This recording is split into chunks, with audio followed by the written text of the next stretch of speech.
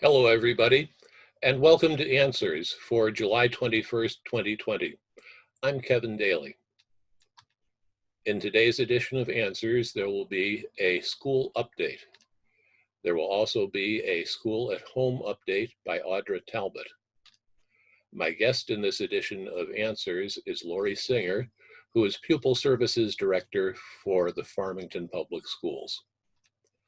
As always, during the interview with Laurie, you're free to send us your questions. Get ready to mash that Q&A button.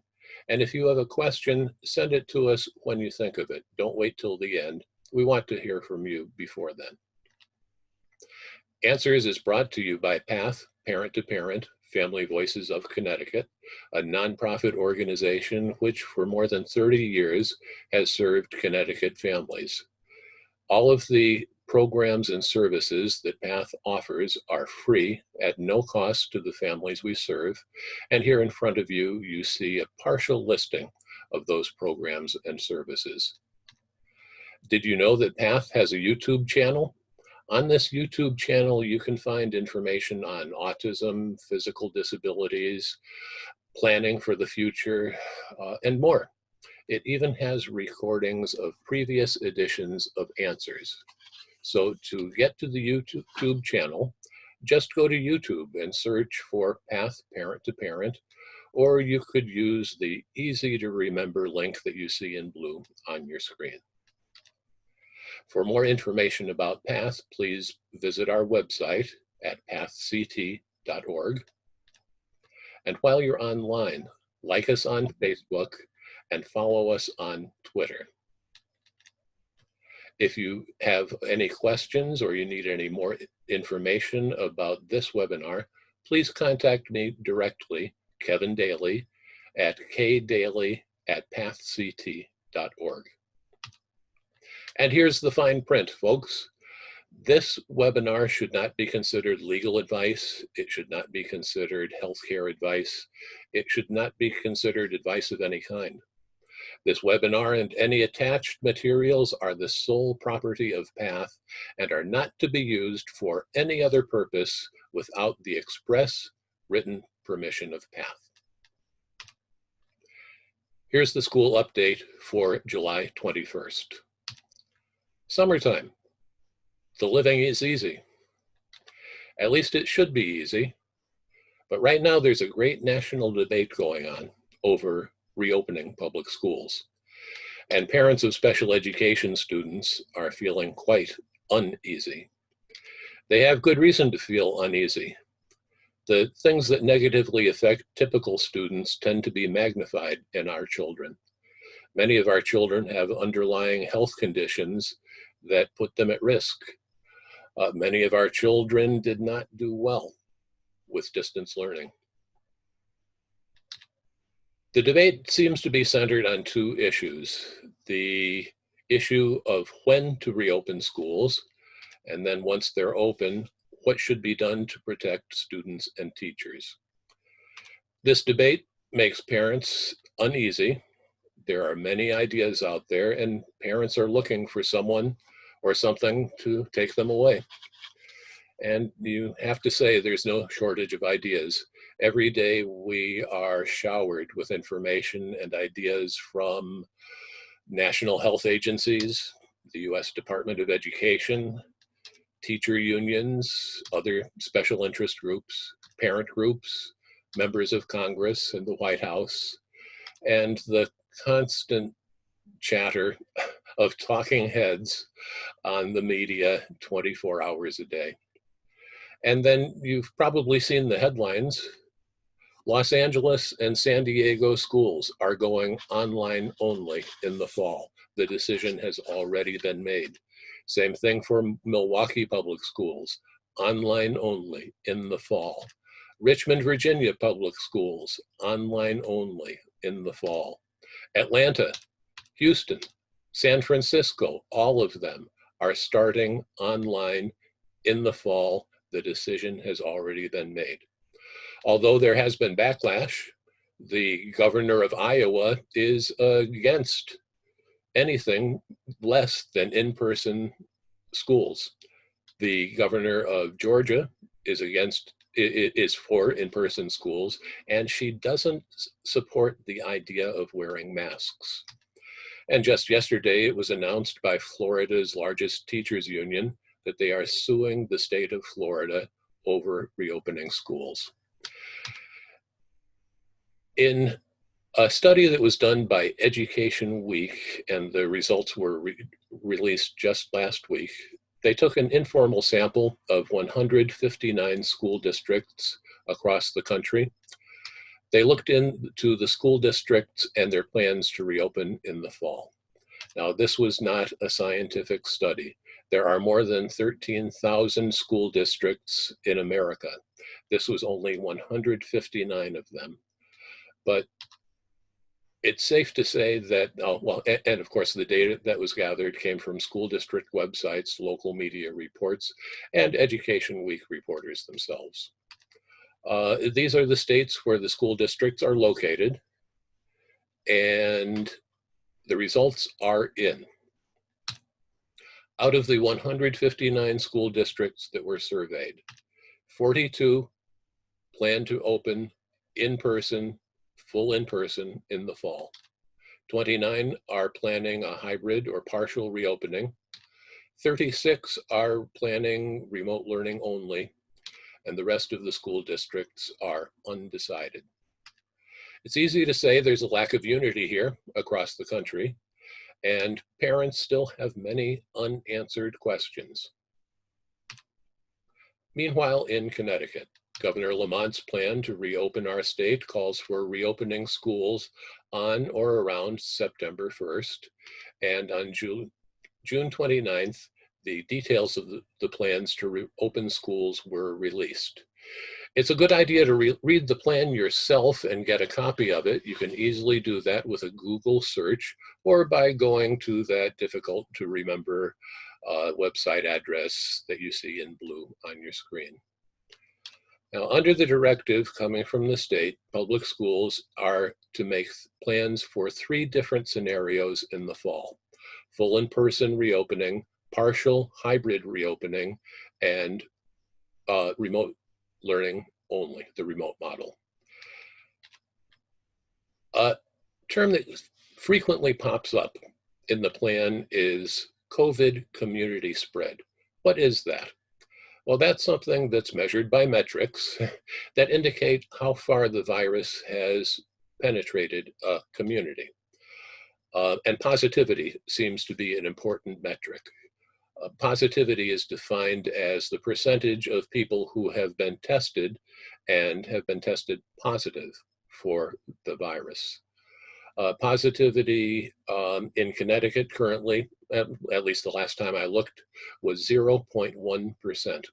It's when the positivity gets up to about 5% that things get serious. Last time I looked, Florida, the state of Florida, had a positivity rate of 20%. So we are much lower here in Connecticut.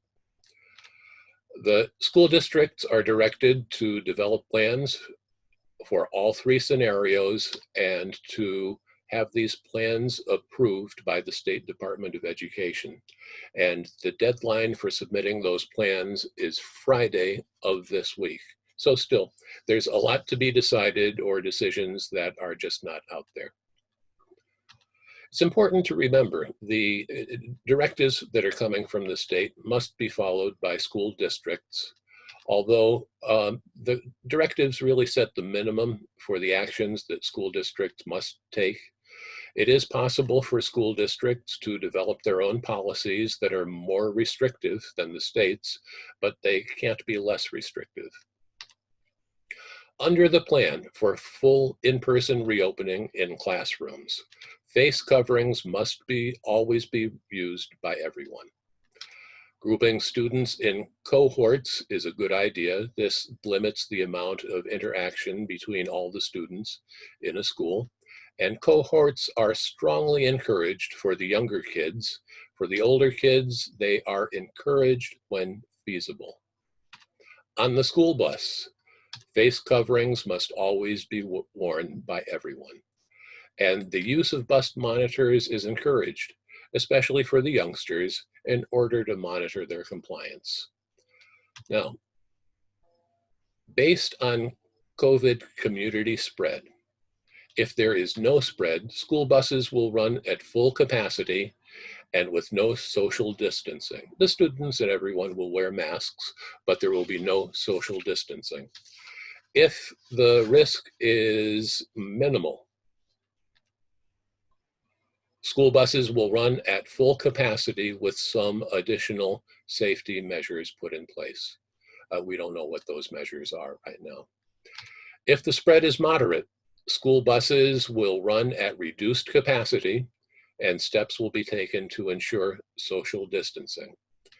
And that's except for staff who are attending students with disabilities.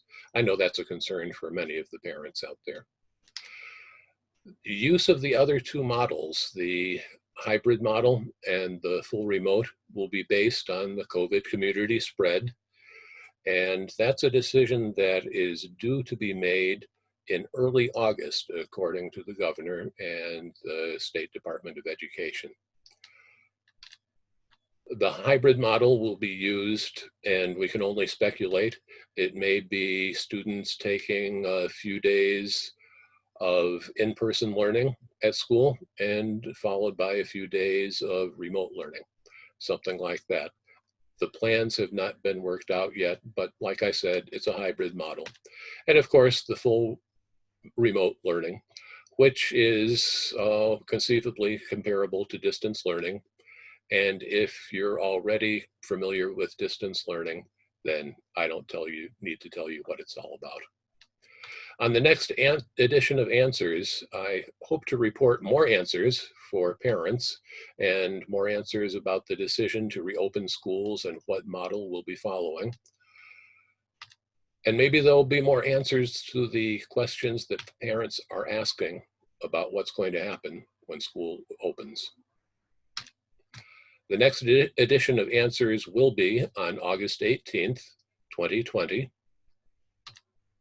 My guest for that edition of Answers will be Jan Hockadel, who's the president of the American Federation of Teachers, Connecticut, state chapter of the American Federation of Teachers and one of the larger teacher unions in the state and in the country. Coming up is my interview with Laurie Singer, who's the Pupil Services Director for Farmington Public Schools. But first we have the School at Home update with Audra Talbot. Now, Audra does a segment on schooling at home, and Audra should know about it because she's the mother of two school-age children, both with autism, who have been schooling at home. Audra was my first guest interview on the very first edition of Answers way back in March. And since then, she's been showcasing parents and their views on distance learning on this webinar. Earlier, Audra and I talked about the latest developments with her two children. Let's listen to our conversation. We've gone from the school year to distance learning to the end of the school year, and now it's summer. How are your kids doing? Well, I think it's, to put it in a nutshell, it's challenging. It's challenging for all of us here at the house. When one child is entirely distance learning and it's all virtual for my son, who's the 12-year-old, through his school. And my daughter is doing a program that is in person at her school, but with appropriate COVID precautions and social distancing. And they do a really good job, actually, of how they've prepared their school and adapted themselves to that. But I am here at the house implementing my son's program Monday through Friday for all of his summer school program. It's a half-day program. It is it's hard. I don't know how else to word it. It's just as a parent who is not a qualified teacher, it's hard. And I have to sit next to him the entire time and help him stay engaged. And the teachers are really going above and beyond for what they're doing. And I am in such a debt to them for how they are supporting us. And I think something that really needs to be brought to light is how they are going above and beyond. I want to really kind of stress that. Like, they sent a box home of all the supplies that we're going to need for arts and crafts and for his lesson plans for the 5 weeks of just for ESY. So they're adapting by sending those things home to us so we can have those things to participate fully, because that's what it's about. It's about the access. But it's still hard to have him sit there for a half an hour session. And, we have to get up and move around. He's got his sensory toys. He's not a distance learning kid. And so I think that's why it's really important to bring this to light, that we're kind of stuck in this between a rock. We're between a rock and a hard place, but it's like this juxtaposition between, do we send our kid to school or do we keep him home to keep him safe? And so that's why I thought it was good. I wanted to come on today and speak about that. School districts around Connecticut are sending surveys to parents asking about their preferences for next year. Did you get a survey? I did get one. And what are your preferences for next year? One of the questions in the survey is if parents would prefer to keep their children at home for full remote learning. Please tell me your feelings on this. Well, Kevin, I don't want to keep him home, my son. It's mostly my son that I think about, because he's the one that suffered the most amount of regression in all his domains, versus my daughter, who has not had a tremendous amount of regression in certain areas, but still needs to have the social, emotional parts of her program implemented, not by me, because she needs that interaction. But, I think that it's a decision that parents need to make for themselves. So I personally don't want someone else to make the decision for me. And I think that I need to say that and have that be heard, because that's my most important point. I think that keeping both of my kids safe is my priority. But on the other hand of that, it's really hard to continue to watch regression. So yes, I want him to go back to school. Trust me, I want him to go back to school, because those are the people that are the subject matter experts to implement his programs, to get down to do that adaptive learning that they know so well, have been trained for years to do, that I am not an expert at doing. I'm too emotionally attached and I'm the parent. But also, I want to keep him safe, because there's so many other factors sending him to school that would have a detrimental effect to his life and his well-being. So, the surveys that went out, I want my kid to go back to school, but I don't want them to go to school at a cost to their life. If schools reopen with full in-person learning, what are your concerns and fears for your kids? So in my position here, with my 2 kids, they have very unique needs. And so within those unique needs, they have very individualized programs and different personalities, of course. My son, the 12-year-old, I do not expect him to be able to appropriately social distance and adhere to COVID precautions.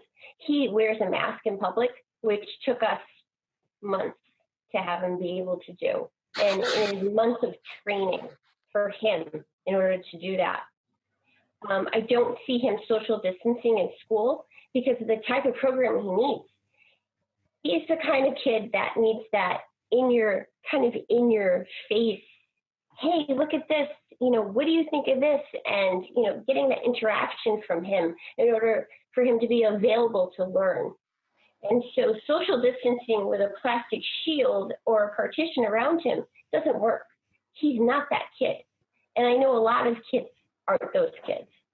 For my daughter, on the other hand, her summer program is is in person right now. It's with COVID precautions that her school is doing so appropriately and well within the bounds of public health declarations. So she's doing it. So I think it could work for her. but it's not going to work for him. So it's kind of like, in my world, I have a foot in each camp with each kid. I don't see it being a good decision on my part to have my son go back to school full time with the in-person learning, because it would be at a cost to his life. And so at the end of the day, that's a no-brainer for me. That's kind of what I said on the survey. Well, that's quite understandable. Now, looking at the other side of the coin, what if the decision is made to go back to school with full remote learning and no in-person learning? Do you see advantages, disadvantages? So I can say, and I've always said this, even from the beginning, I think the advantage, which I think is important to bring up first, is the advantage in our situation for my son, who is more impacted with speech and language and with attention issues. The advantage is I get to know his program. And that makes me a better advocate for him, because I know what he needs and what does and does not work for him, which is the advantage. And then for every parent in my type of situation, that's the advantage. Because going forward in your future, you can implement those things with your school district that you need. But the other advantage is that I get to spend that one-on-one time with him, and our bond has grown dramatically, just him and I. He makes more eye contact with me, not with the computer screen with his teacher, but with me. Like, he'll check in with me before he answers something, which is good and bad, you know, in a lot of different areas. But there's definitely a stronger emotional connection, which I think at the end of the day, that's what this is all about. It's about keeping those connections those human connections that we can have. So about my daughter, her summer program right now is in person. And I think it was good because it's kind of a test model of what distance learning hybrid programs could be and what in-person school could be. I mean, her school is phenomenal. They're doing, you know, above the board, even above and beyond what public health declarations are asking for school districts to do. They are in person, all in person. It's a half day. They're on it, and it's working. And she's getting what she needs out of it. She's getting the social interaction, the emotional support, the behavioral support, which is so important for our kids. And she's getting the academic support. The other good thing about this is that she gets to get out of the house, and she gets to get away from us and kind of do her thing. Now, going forward, I think that her regular school year virtual learning, her distance learning, if you will, she did really well with that. At first, she didn't quite embrace it, because I think it was about transition and adaptability, which is a theme for all of our kids and for me. But it's, you know, the change happened and she embraced it, and she's an individual for sure. She was able to create her own schedule during the day for her daily schedule. She persevered. And I think that's, at the end of the day, it built her confidence and her self-esteem, being able to do it on her own. And she actually learned something from it. So she made progress, which is really important too. Because we're not seeing a lot of that in a lot of our kids. For my son, it's tough because we're just doing maintenance right now. He's not making progress. We're literally in a maintenance phase all the time. But if we can hold that maintenance and not lose anything more, I think that's, at the end of the day, that's what we need. That's what we should be doing as parents. If we can do that, we've got, you know, that's a win in my world. 10 years from now, when all this is over and your kids are out of school, you'll be able to look back at what's going on now with 2020 vision. Yeah. But I'm going to ask you to do that now. How do you think in the future, 10 years from now, people are going to regard the era that we're in? Well, Kevin, you know, when you asked me this question, the first thought I had was I'm going to have a lot more gray hair, for sure. And I'm going to call it my COVID gray hair. That's like 100%, because I've definitely gotten gray hair from this one. Because, you know, I'm pretty pretty resilient, but this really tests me for sure. I think, but in all seriousness, like if I were to see myself 10 years from now, we survived it. We found a way, and not to sound cliche in any way, but this is truly taking the lessons that we've learned from this and putting it into play in future situations for every student in the United States, every student in the world. This is possible. We can do this. We can get through this. It just takes that adaptability, that flexibility, and that out-of-the-box thinking. And 10 years from now, when I look back at this, yes, we survived it. My kids survived it.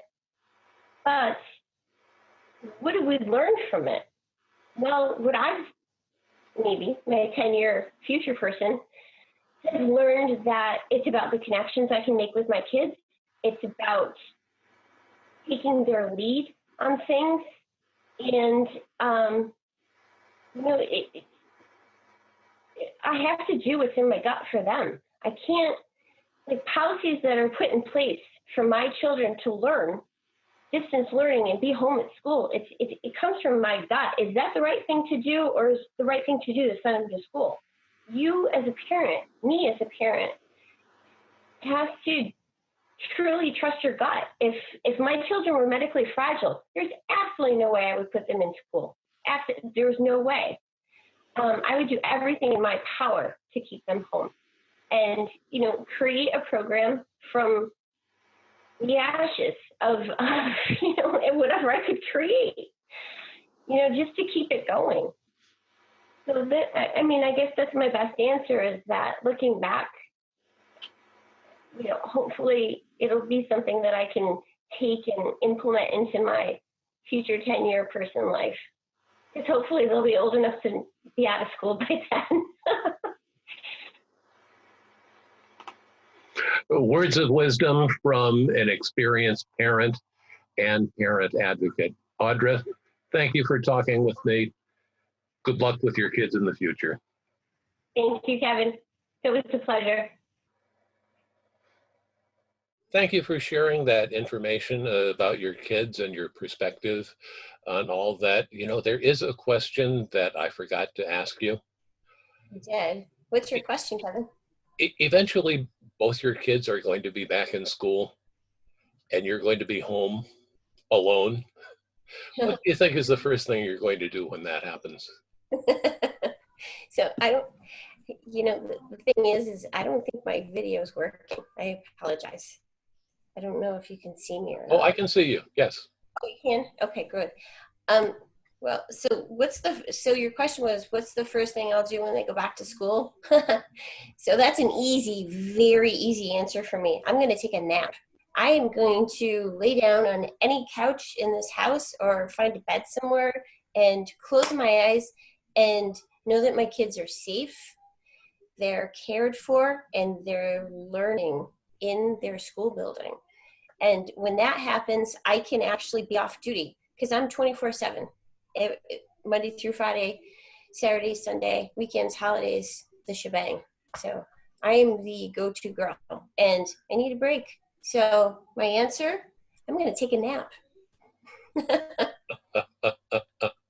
I think that's quite understandable, and I hope that day comes sooner than expected. Thank you. Thank you, Audra. And now let's move on. Next is my interview with Laurie Singer. Hi, Kevin. Hi, Laurie. How are you? Doing well, thank you. Thank you for agreeing to be on my webinar as a guest. It's actually your second appearance, and it's great to have you back. Thank you. Nice to be here. So I have a bunch of questions for you, including a question that was submitted in advance.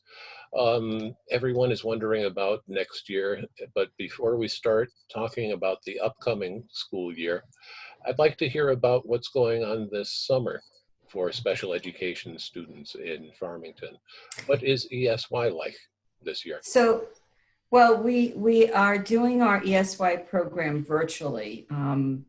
And it's going, I mean, it's going well for some kids. I think, it was a wonderful interview with Audra, and I think she, spoke about how for some students it goes well and for others it doesn't. Part of the driving force with us doing virtual is that we didn't have all the safety equipment needed. So, there's a lot of hurdles that districts have to go through in order to go live.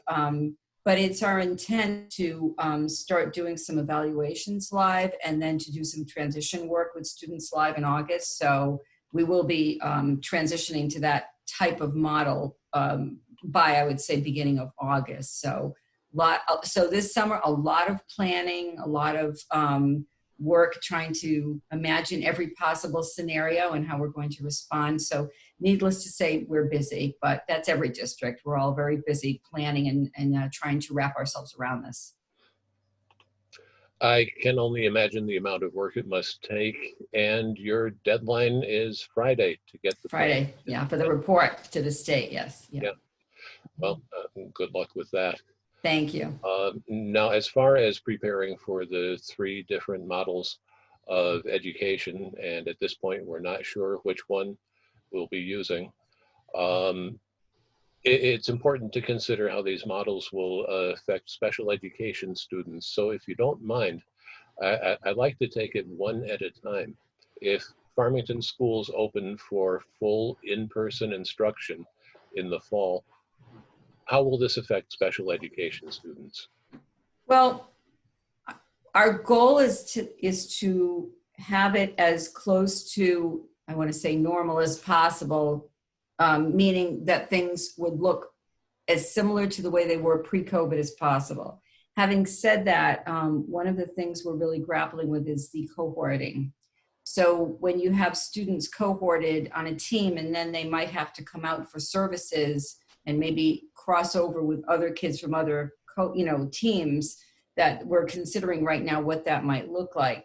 Our primary focus is on upholding the IEP as written, the way it was, and then case by case, if we have to make adjustments, we'll speak with parents about that. But as you know, FAPE requirements have not changed, so we're really trying to honor the IEP as written. At the same time, we want to keep kids safe. So that's sort of the tricky spot is, making sure that we're offering the best educational opportunity we can for each child while not compromising their health and safety.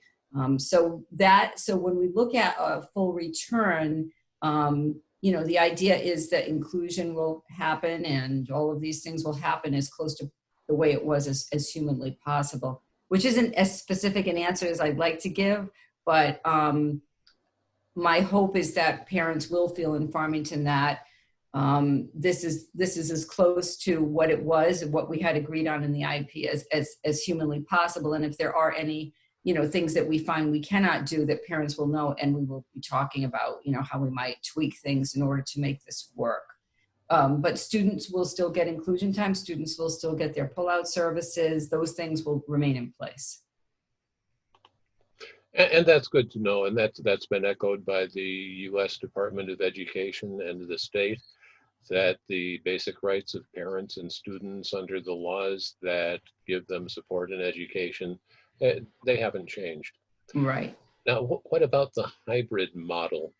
Do you even know for sure what that will be like in Farmington, and how will that affect special education students?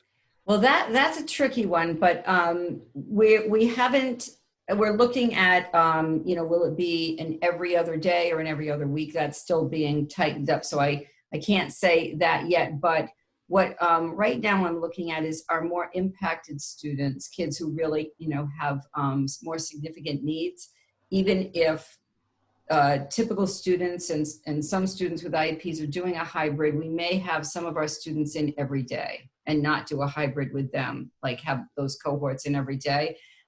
One of the concerns I have, and I know parents certainly have, is, students that have trouble with transitioning, students that really desperately need that time to have them in and out could be a real negative impact, because then they're transitioning in, transitioning out, back and forth. So we're looking at having the kids with more significant needs in all the time during the hybrid. So that's our hope, to be able to do that. And again, we'll work with parents.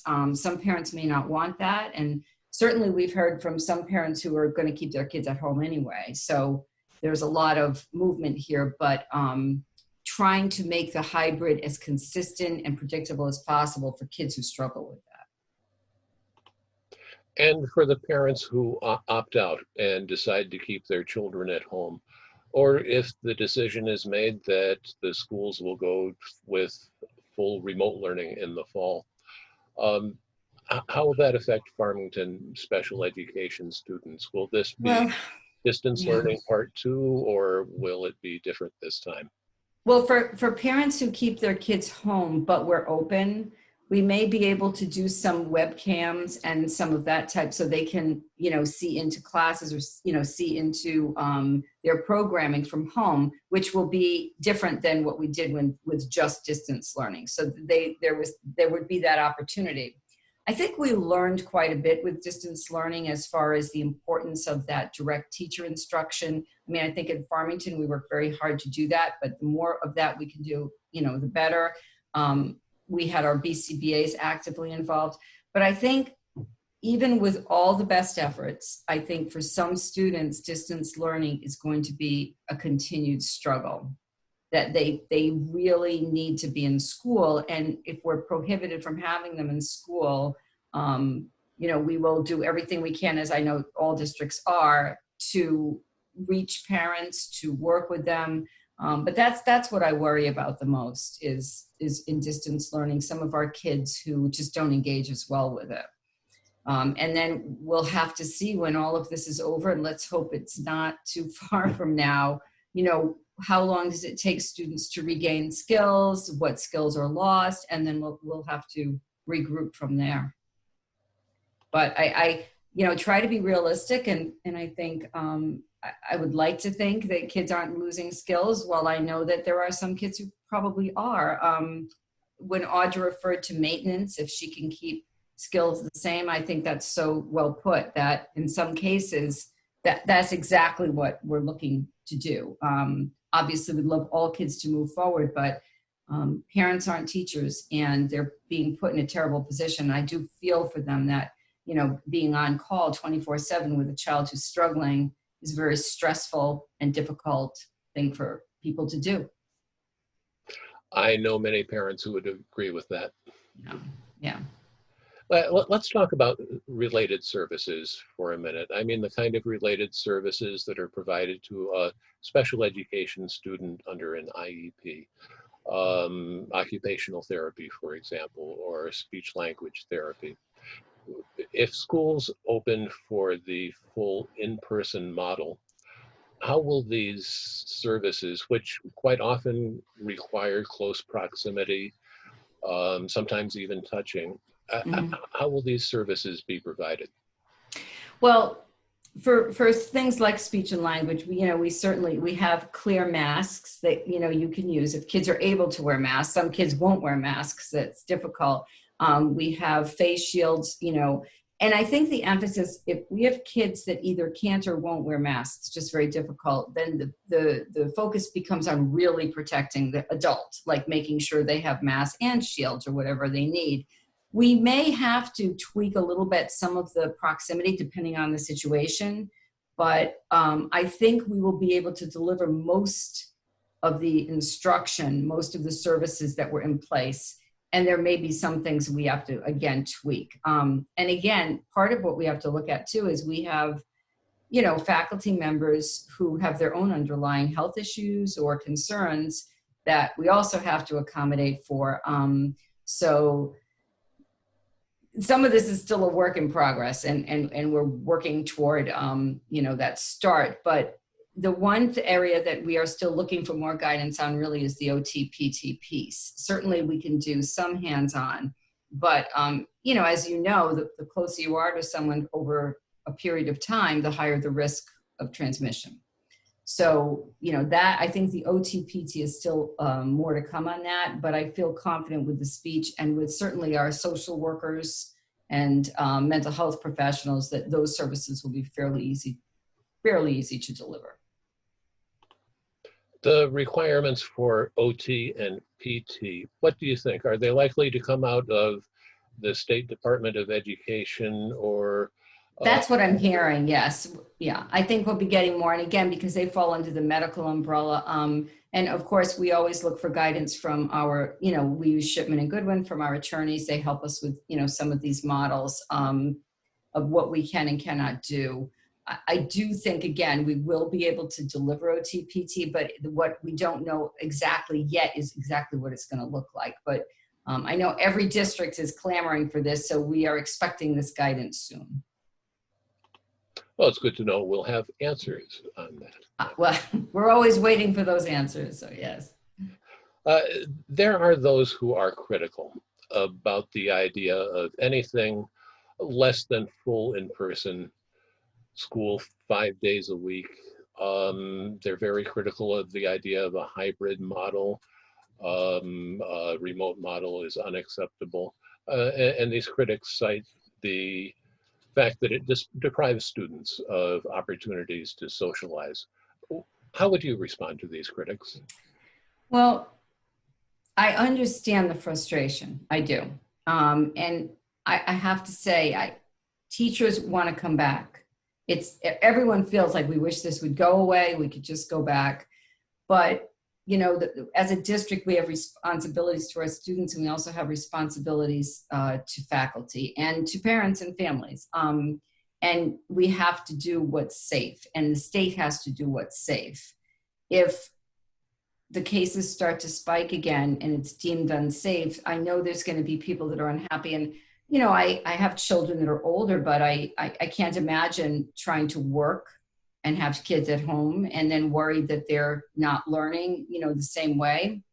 But at the same time, to me, it's if we're not safe, we can't do it. And I think that's really going to be the driving force, and should be.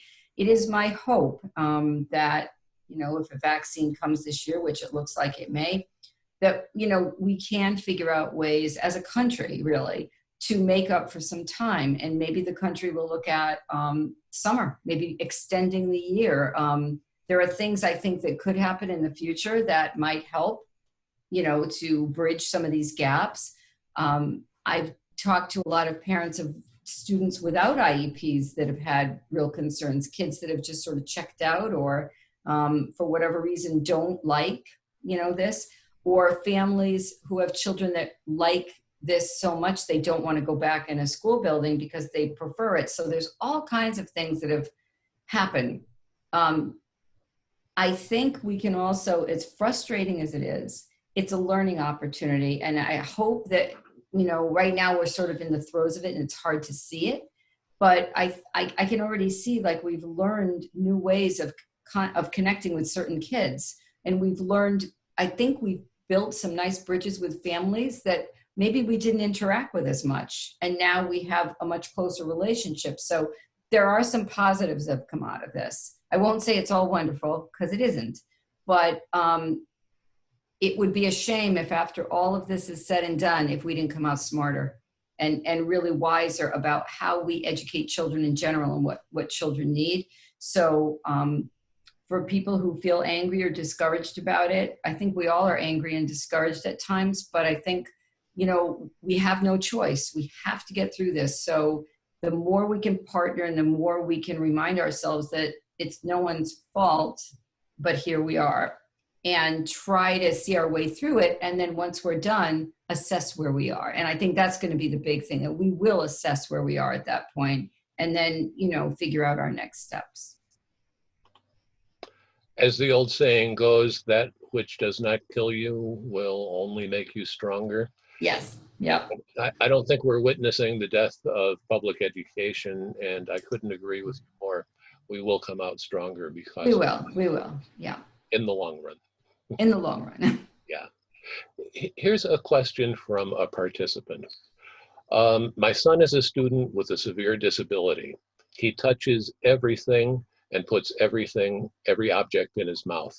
He can't wear a mask, he pulls it off. What would be the safest environment for him that would prevent the other students and staff from getting sick. How do you respond to that?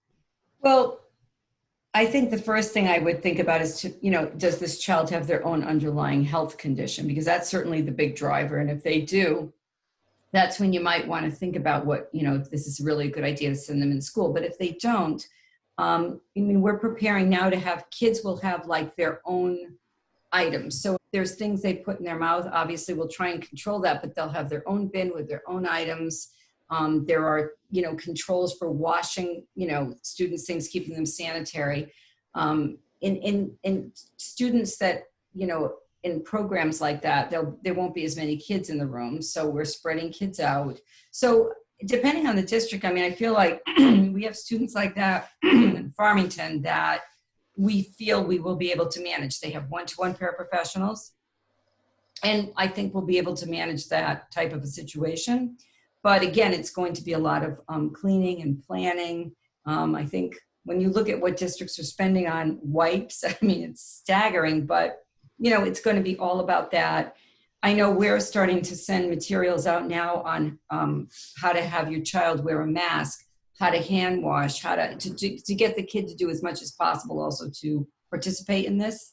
But I would say to that question, they should definitely speak to the case manager and see what is in place. And if it's a Farmington student, they can call me and I'd be happy to talk to them about what we're going to have in place. So. Excellent. Thank you. Thank you. Sure. Due to the safety concerns in schools these days, I get the impression it's going to be a long time before visitors are allowed in schools. Am I right about that? Yes, we are not going to have parents in because then it becomes so much more difficult to keep, everybody safe. So I think there's been some benefits. There's some benefits to virtual PPTs. They've gone fairly smoothly. I think people are very efficient. There's been some real positives. I know it's not the same as sitting in a room with people, but I feel like that of all the things we've done has been fairly seamless. But no, at this point, I know we're not having any outside people come in the building just because of, spreading of COVID. So no, I don't think we will be, it's going to be, once a vaccine and, we'll take it as it comes, but I think it will be months away before we have live PPTs, to be realistic. Sure. So it would be safe to say that parents should be prepared for video conference PPT meetings, at least for the foreseeable future. Absolutely. Yes. Yes. Now, I know parents who come into schools every 6 weeks or so to meet informally with the members of their PPT team.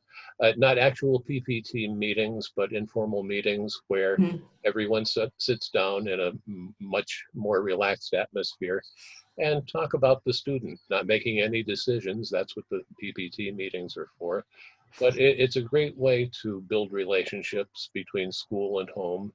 And it's also an opportunity for parents to understand the progress their children are making and find ways to support learning at home. Without these person-to-person meetings, what do you think is, and I have to tell you, every parent I know who's ever asked for a meeting like that, not just in Farmington, but everywhere in Connecticut, they've never been turned down. It's something that has always been allowed. In the days of Zoom video conferences that we're in now, do you think that it's going to be harder for parents to interact like that with their team members? No, in some ways it's easier, actually. I know with many of our students, we have monthly meetings with parents that are just part of, the programming.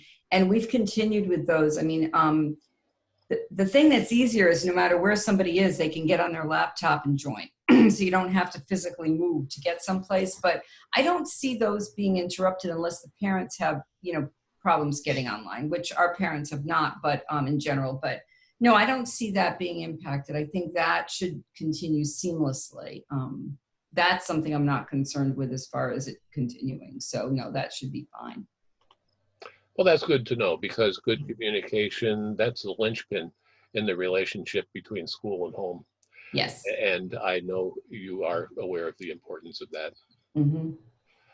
Laurie, thank you for taking the time for this interview. I know this is a busy time for you, and I really appreciate that you took the time to be a guest on Answers. Well, my pleasure, Kevin. Always glad to be here, and I certainly wish everyone well. Okay, and I see that Audra is coming on. Audra, as always, thank you. Thank you for your many contributions. And our next edition of Answers will be on August 18th, 6 o'clock. And we will continue on a weekly basis after that as the journey continues. Thanks, everyone. Good night. Thank you. Bye.